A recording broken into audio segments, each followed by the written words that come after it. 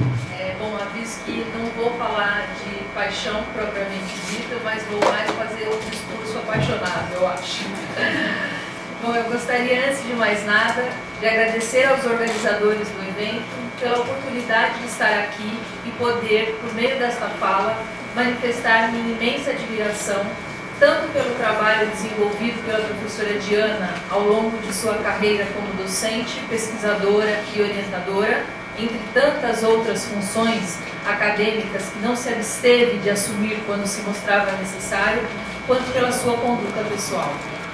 Em tempos sombrios como o que estamos vivendo, de guerra declarada à educação pública, às universidades e mesmo à figura do professor, este evento se apresenta também como um ato de resistência, mostrando que os professores, sobretudo os de excelência, como é o caso aqui, merecem apenas homenagens, com todo o louvor e distinção que ao seu trabalho cabe, mostrando ainda que o percurso profissional de uma professora como a Diana não deixa dúvidas quanto à importância e à contribuição da universidade à sociedade. Devo confessar que esta oportunidade é ainda muito importante para mim, porque me dá a chance, desta vez sem espaço para desistência, de transformar o estado de falta. Explico. Na ocasião da homenagem feita aos professores de semiótica aposentados da USP em 2017, o percurso da semiótica na USP, uma homenagem a Diana Luz Pessoa de Barros, José Luiz Fiorin, Beth Bright, Luiz Tati e Norma de Cine, tínhamos a possibilidade de deixar uma mensagem para os homenageados, relatando algum momento especial, um agradecimento, a admiração ou o que quer que fosse para homenageá-los. Escrevi para todos, menos para Diana. Não por falta de admiração, mas por excesso. Pensei, repensei, ensaiei algumas frases, mas nada parecia bom o suficiente.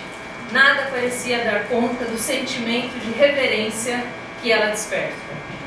Embora de minha parte o contato mais próximo com a Diana seja recente, comparado com a convivência de anos e anos de alguns aqui, eu simplesmente não fui capaz de encontrar um equilíbrio entre o sensível e o inteligível para manifestar o meu agradecimento ao que ela representa para todos nós, de modo que acabei desistindo de tentar. Talvez porque, como explica Tuleman em um de seus estudos sobre o efeito passional da admiração, publicado num documento de 1980, e agora eu cito: a conjunção com o objeto, raro e extraordinário, não resulta imediatamente na aquisição de um saber. Por sua natureza complexa, o objeto resiste de alguma forma à conjunção com o sujeito do conhecimento. E é precisamente essa resistência que provoca a admiração. Bom, ainda que a admiração seja, de fato, um estado patênico complexo, como também a define Elisabeth Haludit no Dictionnaire de Passion Littéraire, salientando como Turleman que o impacto sobre a capacidade de julgamento que ela promove, eu carreguei comigo até hoje essa falta, porque antes ser sentimental do que nada dizer. Acho que todos aqui podem me compreender. Falar da Diana, que tanta admiração desperta, sem ser um pouco piegas, não é tarefa fácil, justamente porque, inevitavelmente, envolve muitas paixões. Uma interpretação judicativa sobredeterminada por afetos. Como irão comprovar as vozes que trago aqui em meu texto. Não é preciso muito tempo de convivência para ser impactado por sua presença viva, contagiante e sempre inspiradora. Sem poder desistir dessa vez, e muito feliz por isso, uma vez que o dever imposto era na verdade um querer intenso, fui então procurar um caminho de, enfim, encarar o desafio de poder equilibrar o sensível e o inteligível na minha apreensão da Diana, professora e orientadora. E que não deixa de demonstrar muito do que ela é como pessoa, ou como sujeito no mundo, diria Norma de Cine. Encontrei uma forma, por meio daquilo que, acho eu, mais sei fazer, graças à semiótica e aos professores que, como a Diana, me capacitaram para isso, analisar textos. Afinal, como nos ensina a teoria, não há nada mais apropriado para depreender a imagem de um ator da enunciação do que os textos que ele produz. Mas não foi só dos textos publicados por Diana que compus meu corpus, e sim na busca por uma construção objetiva do ator do enunciado, de textos inspirados por sua prática didática como professora, como orientadora. Textos que comprovam que a Diana, sim, sempre soube encontrar o exato equilíbrio entre o inteligível e o sensível, entre o rigor exigido pelo trabalho científico e a humanidade necessária à interação com o outro. E é essa uma das características mais marcantes, um dos motivos pelos quais, parece-me, ela acumula uma legião de fãs ou de admiradores como eu. Trabalhos que orientou até o momento, entre mestrados e doutorados, resultantes de sua atuação como orientadora na USP e, na sequência, também no Mackenzie, 5 foram premiados, em 1998, em 2002, em 2006, em 2011 e em 2012, comprovando a excelência de seu papel de formadora, que se mostra também, é preciso dizer, em suas intervenções como avaliadora de trabalhos. São mais de 100 participações em bancas examinadoras de qualificação e defesa de teses e dissertações dos mais variados temas. E em todas elas, como tive o prazer de testemunhar em algumas ocasiões, suas arguições são sempre uma aula, uma orientação completa, com apontamentos precisos, pertinentes e inspiradores. Professora nata, talvez porque nascida em casa de professores, certamente grandes modelos de compromisso com o ensino, de empenho com a formação inicial de seus alunos, Diana encantou e encanta a todos aqueles que já tiveram a oportunidade de ter aula com ela. E agora eu passo à apresentação do meu corpus. Como eu disse no início de minha fala, ele está composto por textos inspirados por sua prática didática, como professora, como orientadora. Na tentativa de driblar um pouco o meu olhar apaixonado, porque tomado de admiração, uma boa saída foi recorrer à impressão de outros, para construir uma imagem mais objetiva da Diana, professora e orientadora. Recolher de alguns informantes, ex-alunos e ou ex-orientandos dela, o depoimento sobre suas aulas. A pergunta de base foi: como era Diana professora? Acrescentando para alguns a pergunta: e como orientadora? Isso para aqueles que tinham sido seus alunos há mais tempo. Para os que tiveram esse contato mais recentemente, usei o verbo ser no presente, como é a professora Diana, como é a Diana professora, orientadora. Passo então à apresentação de alguns dos depoimentos recebidos. Para mim, são informantes, então eu não posso dizer o nome.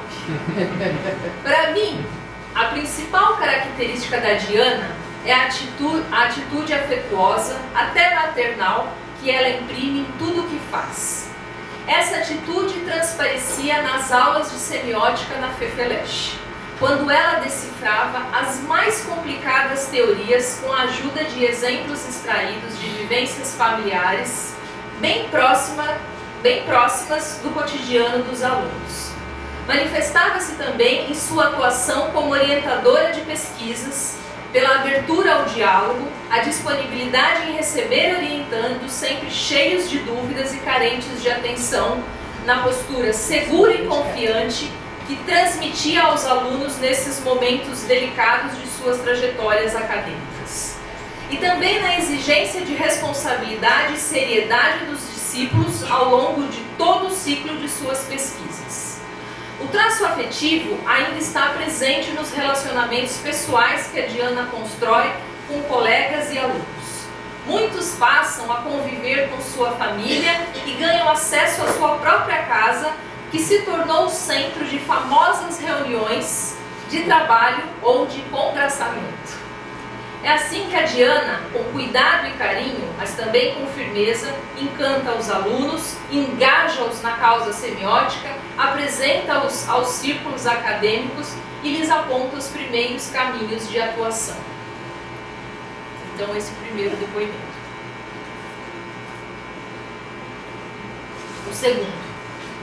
Diana foi minha professora no meu primeiro semestre de doutorado, isso foi em 1990. Eu nunca tinha estudado semiótica e aparece aquela professora cheia de método, certeza e sabedoria. Foi um presente. Muito didática, sempre preocupada com a compreensão dos alunos, ótima em exemplos que não trazia prontos, mas parecia inventar na hora, tomar uma situação, um acontecimento do momento e aproveitá-lo. Não tratava a semiótica como modelo, muito menos como paixão ou como milagre capaz de resolver tudo em interpretação de textos. Tratava como deve ser tratada, como ciência, dotada de rigor e método, propostas consistentes e fundamentação teórica bem articulada e madura. Falava de Greimas com a intimidade de quem conheceu o mestre, mas sem deslumbramento. Citava os semioticistas que líamos e haviam sido seus colegas, como Floch e Fontany, sem fazer disso motivo de particular presunção. Diana sempre foi simples, objetiva, moderna e racional, mas também delicada, gentil, interessada e profundamente dedicada ao ensino, à semiótica e à universidade. Um outro depoimento. As aulas da Diana eram muito boas, lá nas salas da colmeia da USP. Uma sala apertada, lotada de gente. Ela chegava, sentava e começava a falar.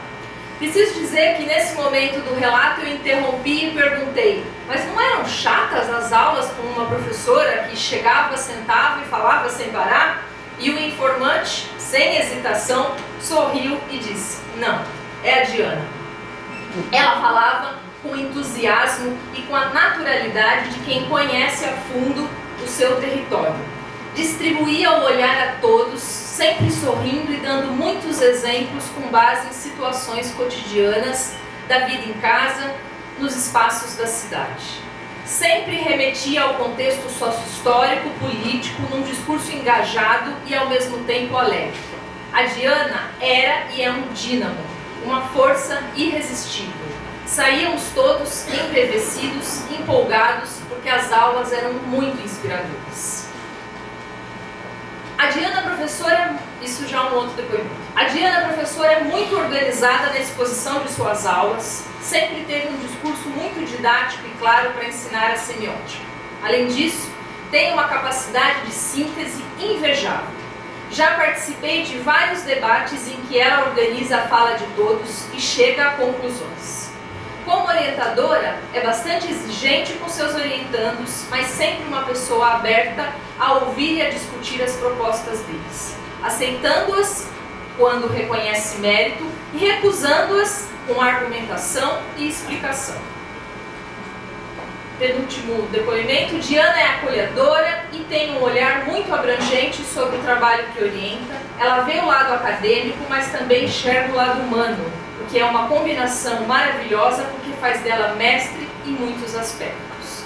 E por último, realizei o meu bacharelado em Linguística na FEFELESH em 2004 e desde aquela época eu já escutava que a Diana era a mãe dos semioticistas. E isso constatei de perto, no período do mestrado, anos depois. Fui seu aluno e orientando, e esse encontro resultou em muito aprendizado. Os debates sobre temas atuais passavam por suas aulas, assim como as análises semióticas com exemplos de intolerância na sociedade, literatura, anúncios publicitários e permaneciam em minha forma de conduzir a pesquisa e a academia. Diana, como orientadora, tem um olhar atento a cada vírgula, ponto, a cada período mal escrito, aos sentidos produzidos. Cuidadosa e sincera em todo o processo. Confesso que guardo com carinho as anotações realizadas por ela, e foram muitas, assim como as trocas de e-mail, anotações em amarelo e em vermelho, apresentando o que estava bom, o que não estava, o que deveria ser cortado, o que deveria ser adicionado. Guardo também até um teste de canetinhas coloridas no verso de uma das folhas do rascunho da dissertação, que depois Diana docemente revelara ter sido feito por ela para mostrar as cores das canetinhas para sua neta. Diana, mãe da semiótica, aquela professora que tem gosto por ensinar, por dar exemplos com base em narrativas francesas e brasileiras e que tem muita coragem para debater os temas atuais de nosso país. Posso dizer que tive a felicidade de ter sido orientando da professora Diana e agradeço, como já fiz por diversas vezes, por ela estar em minha trajetória acadêmica, por ter aberto perspectivas em minha vida e por seu papel em meu retorno à semiótica e à linguística. Diana Calmaria, Diana Mar Revolto, Diana Coerência, Diana Ética, Diana Professora Nossa. Para vocês verem que os discursos apaixonados não são só meus. As características recorrentes que aparecem nesses depoimentos apontam não só ao modo de ser de nossa homenageada, ao seu estilo de ser do mundo, para lembrar de novo a Norma, mas também para a coerência de seu percurso como professora e orientadora. Como professora, constrói-se um ator do enunciado com domínio do conteúdo ensinado, muita didática, organização e clareza em suas exposições, ótima em exemplos de fácil entendimento, simples, objetiva, inspiradora, porque cheia de entusiasmo e com uma capacidade de síntese impressionante. Isso tudo palavras deles. Características que certamente são percebidas também nos dois manuais de semióticas publicados por ela, como o Américo já mostrou, Teoria Semiótica do Texto e o Teoria do Discurso Fundamentos Semióticos, que são, até hoje, junto com as publicações do professor Fiorin, ponto de partida obrigatório para aqueles que iniciam os estudos na semiótica. Nos dois manuais citados, explicitam-se, como vai destacar Portela em sua tese de doutorado, que apresenta um estudo sobre os manuais brasileiros de semiótica greimasiana, o quão bem tecida, e aqui cito palavras deles, é a concepção de Barros sobre a semiótica e seu ensino. Com uma motivação teórica forte, que busca a especificidade histórica e conceitual do campo que explora e que, por isso, delimita bem seu destinatário, o sujeito aprendiz que quer e deve conhecer a semiótica proposta por Greimas como uma teoria do texto, e não como um meio de aumentar a sua capacidade de leitura, a sua competência de leitura, conforme foi assinalado por um dos depoimentos. Sua prática didática é, portanto, pautada por um compromisso com a teoria semiótica, com um contrato firmado e reiterado, como ela mesma assinala em seu artigo Formação do Semioticista, Experiência e Paixão Semióticas, publicado em 2017 na parte 1 do dossiê de homenagem a Greimas, na revista Estudos Semióticos. Contrato feito e reiterado com o mestre, o que explica que nele transpareça também, com grande efeito persuasivo, como comprovam todos os depoimentos lidos, e inclusive a minha própria fala, as paixões do entusiasmo e da convicção dessa vertente dos estudos do texto e do discurso. Como orientadora, esse ator do enunciado se constrói, a partir dos depoimentos, como uma figura afetuosa, humana e acolhedora, sem deixar de lado sua autoridade e firmeza, que garantem a devida segurança e confiança a seus orientandos. Um destinador de fato, exigente, racional, mas paciente e sempre aberta ao diálogo. Postura essa que, bem ilustrada, principalmente pelo primeiro relato, condiz com o que se espera do bom orientador, segundo palavras, novamente, do estudo de Portela, que cito agora.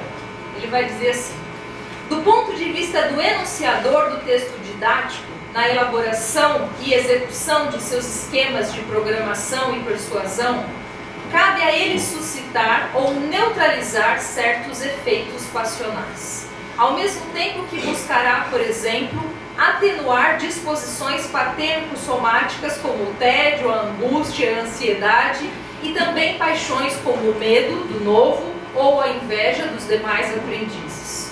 O O sujeito didata deverá encontrar formas de despertar e controlar paixões como a curiosidade, a piedade, solidariedade ou a emulação construtiva.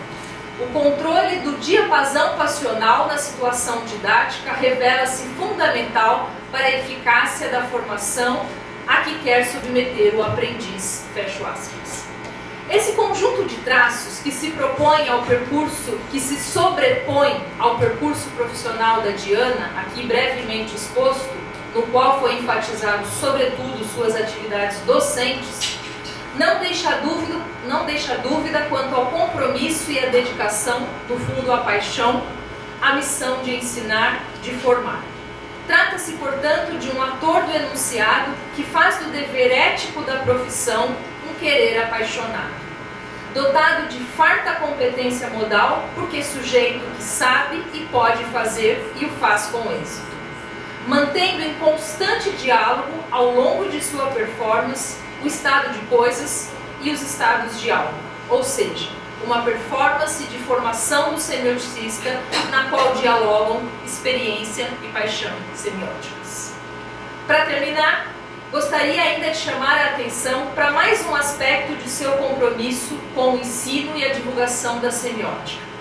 Ainda que tenha feito toda a sua carreira docente no ensino superior, Diana manteve nesse percurso um olhar atento também à educação básica, escolar, como comprovam algumas de suas publicações. Entre elas, o artigo Língua, Literatura e Ensino na Perspectiva do Discurso, publicado na revista Escrita em 2004, no qual a Diana vai discorrer especificamente a partir do ponto de vista da semiótica discursiva e pensando no ensino de literatura na escola, sobre as intersecções que devem se estabelecer entre os estudos do discurso, a análise e o trabalho com os textos literários em sala de aula, com base em 4 aspectos: o da análise narrativa e discursiva do texto literário, o dos problemas do plano da expressão, a partir da noção de semissimbolismo, o dos efeitos estéticos e da percepção estética e, mais rapidamente,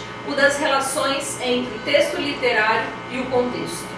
Nesse texto, seu objetivo principal é o de mostrar a seus leitores a importância para o tratamento do texto literário na escola de ter por trás uma teoria de análise do discurso como a semiótica. Um outro texto dirigido ao ensino é o capítulo Língua Falada e Ensino, publicado no livro Língua Portuguesa e Lusofonia, organizado por Neuza Barbosa Bastos em 2014, no qual ela trata também, pelo viés da semiótica discursiva, a professora Diana, primeiro, das modalidades falada e escrita da língua portuguesa e depois do interesse de um estudo dessa natureza para o ensino na educação básica.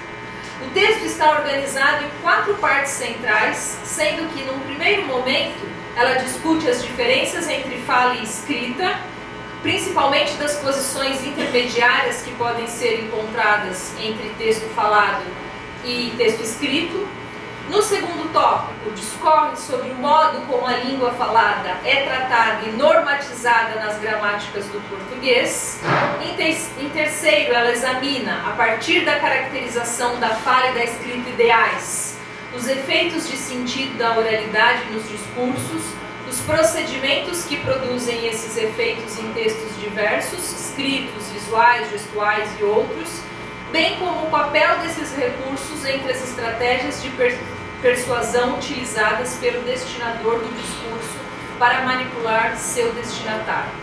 E por fim, na quarta parte, ela aponta o interesse desse tipo de estudo para o ensino de português na escola.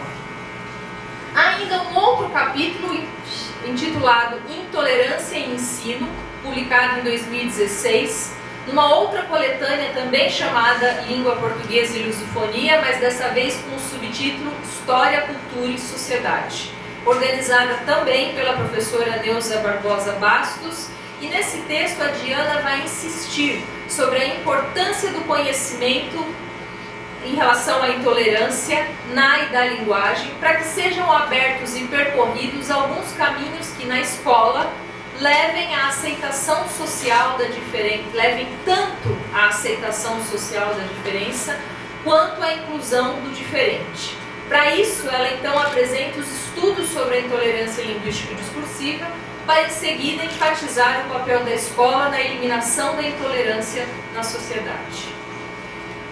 Há ainda 2 outros capítulos mais recentes, um capítulo de livro chamado Algumas Reflexões sobre a Enunciação, o Aptante e o Ator da Enunciação dos Discursos, publicado no livro Estudos Linguísticos, Língua, História e Ensino, organizado em 2017 pelos professores do Mackenzie, Maria Lúcia Marcondes Carvalho Vasconcelos, Ronaldo de Oliveira Batista e Helena Bonito Pereira. E mais recentemente, em 2018, o capítulo Sentidos e Intolerâncias em O Navio Negreiro, no livro organizado por Ronaldo de Oliveira Batista e Alexandre Wande Torres Guimarães, chamado A Poesia na Sala de Aula, Leituras de O Navio Negreiro. Esse texto ela apresenta uma análise semiótica desse texto, trabalhando questões de plano de conteúdo, plano de expressão, que podem ser exploradas em sala de aula. Para além desses textos, cito ainda os 2 simpósios organizados pela Diana, em parceria com a professora Lúcia Teixeira, aqui presente, ambos dedicados ao debate Semiótica e Educação. O primeiro foi em 2018, no 3º Congresso Letras em Rede, sediado no Mackenzie, que propunha para o diálogo necessário entre os estudos semióticos do discurso e o ensino 4 caminhos. O de verificar como a semiótica, enquanto proposta teórica e metodológica, trata das relações entre discurso científico, pedagógico, didático e de divulgação, e principalmente das operações de didatização e divulgação. O de examinar os materiais didáticos como discursos, aí incluindo os livros didáticos, as gramáticas, as coletâneas, os dicionários, os cadernos de alunos, os planos de aula e outros. Um terceiro, de analisar as formas de divulgação da teoria semiótica em seu papel no ensino e na construção das ideias linguísticas no Brasil. E por último, o de tratar das relações entre as novas tecnologias e o ensino. Esse foi um simpósio bastante produtivo, composto por 17 apresentações sobre esses tópicos. O próximo simpósio, Discurso e Educação, Balanço dos Estudos do Discurso desenvolvidos em diferentes perspectivas teóricas, será em agosto deste ano, no 7º Simpósio Mundial de Estudos de Língua Portuguesa, o CIMELP, e que amplia esse debate, abrindo ainda mais 2 caminhos possíveis para a discussão. A de mostrar a importância da escola na construção dos discursos de aceitação e inclusão sociais, e a de investigar a fundamentação, objetivos e propostas de documentos oficiais como a Base Nacional Comum Curricular e as diretrizes estaduais e municipais de ensino, particularmente em relação às disciplinas de língua portuguesa, línguas estrangeiras e literatura. Enfim, do ensino superior ao ensino básico escolar, a Diana esteve sempre atenta a dar a sua melhor contribuição como professora e pesquisadora, buscando e apontando para a formação completa de seus alunos, científica e cidadã, rigorosa e afetuosa. Essa é a Diana, professora, orientadora. Essa é a prática apaixonada de uma semioticista exemplar. Obrigada.